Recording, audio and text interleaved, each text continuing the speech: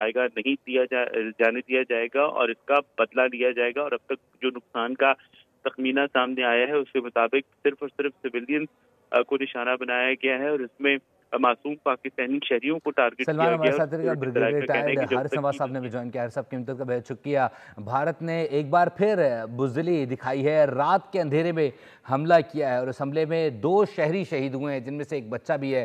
क्या कहेंगे, miss adventure का जवाब मुसल्लह अफवाज की जानिब से दिया जा रहा है? कि हम पहले असेस यही कर रहे थे कि ये मैक्सिमम यही करेंगे, बुज़दिलाना हमला, मिसाइल फायर करेंगे अपने जहाज़ों से, हिम्मत नहीं बॉर्डर क्रॉस करें, अपने एरिया में बहुत पीछे से दागे हैं और वो भी जाके अंधाधुंध फायरिंग की है कि वो जाके एक हमारे मेन इंटरनेशनल बॉर्डर को क्रॉस किया, which is act of war.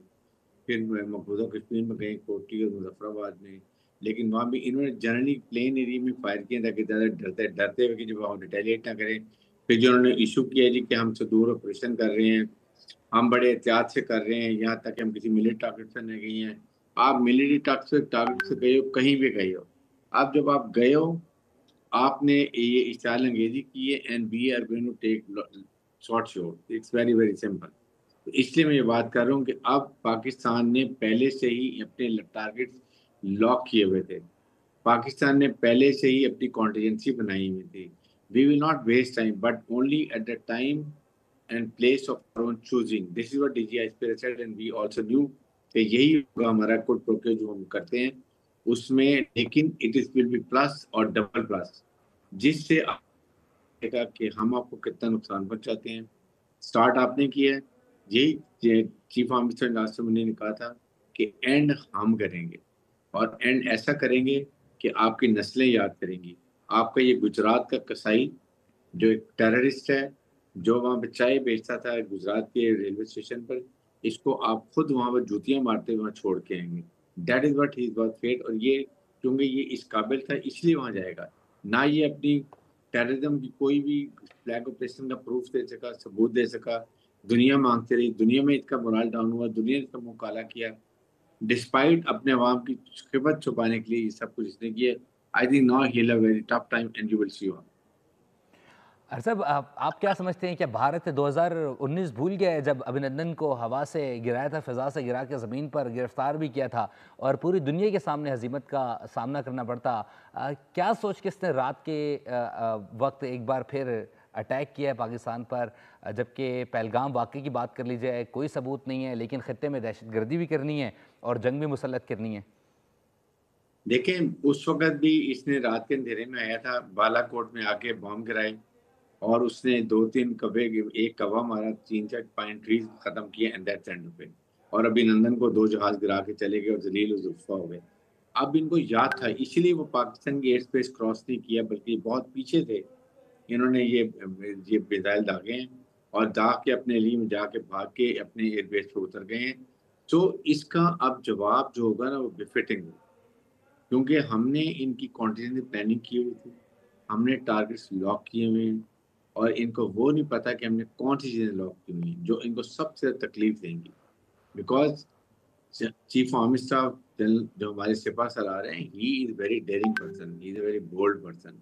उन्होंने पहले से तमाम अहकाम दिए हुए हैं और हमारी एयरफोर्स, हमारी ग्राउंड फोर्सेस और उसके बाद हमारी नेवी, देवर ऑल अलर्ट।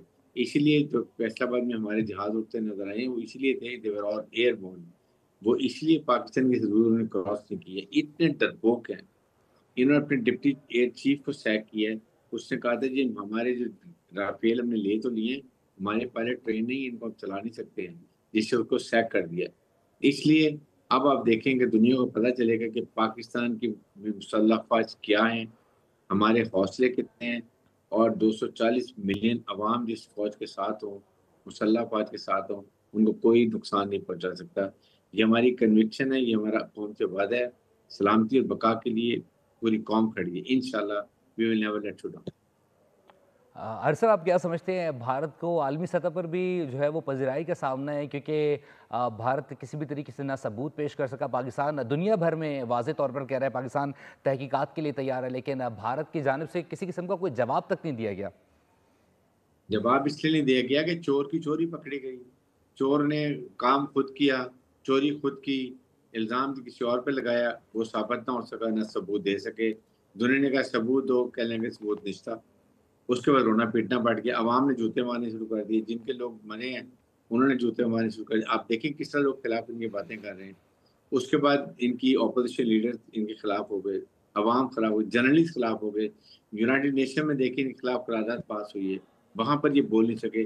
किसी ने, फ्रांस ने, जर्मनी ने, अमेरिका ने इनको सपोर्ट नहीं किया, जिनसे इतने इतने महंगे पैसों में 9 बिलियन डॉलर के जहाज खरीदे।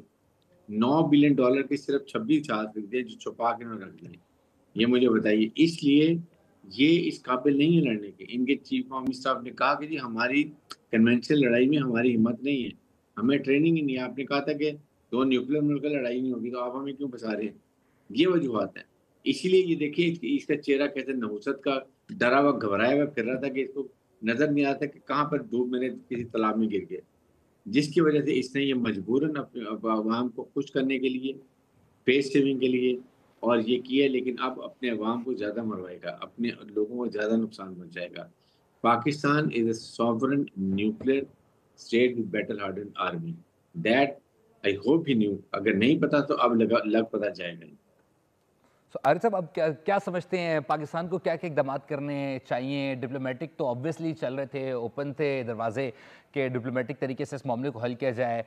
रूस को दावत दी आज सदर ममलिकत ने, इससे पहले यूके की जो हाई कमिश्नर उन्होंने मुलाकात की। पूरी दुनिया को जो है वो पाकिस्तान ने तहकीकात की आलमी सतह पर दावत दी कि इस मामले के ऊपर तहकीकात की जाए और दूध का दूध और पानी का पानी किया जाए, ताकि भारत का जो झूठ है वो सामने आ सके।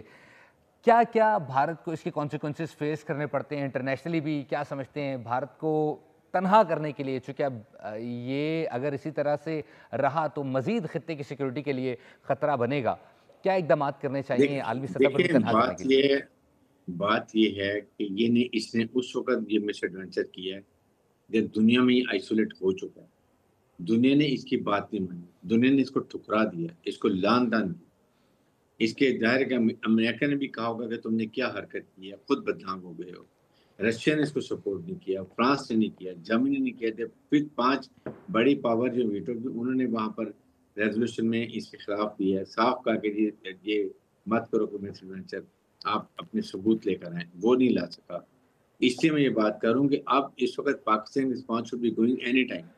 आई don't want to be specific कि किस टाइम पे जाएगी, बट डेफिनिटली वेरी सून हमारे टारगेट जो उन्होंने लॉक किए हुए हमारे जहाज़ों ने और हमारे मिसाइल्स ने, वहाँ पर जाएंगे और फिर इसको पता चलेगा कि पाकिस्तान की मिसाइल टेक्नोलॉजी क्या है, पाकिस्तान की एयर फोर्स क्या है, हमारी एयर पावर क्या है, और हम किस तरीके से तुम्हारे जहाज़ों को जहाज़ हमारे नज़दीक आके दिखाएं। ये इतने डरपोक हैं कि ये अपने एरिया में 200-300 किलोमीटर पीछे रहते हैं, आते नहीं आगे। बिकॉज़ अगर आगे आएँगे हमारे पास जो बियॉन्ड विजुअल रहेंगे, वहाँ से फायरिंग कर देंगे, करेंगे। इसलिए अब ये फँस गए हैं, ना आगे जा सकते। आगे जाएँगे तो पाकिस्तान मारेगा, पीछे जाएगा तो अवाम इनको जूते मारेंगे। इसलिए अब इसका जाना ठहर गया है।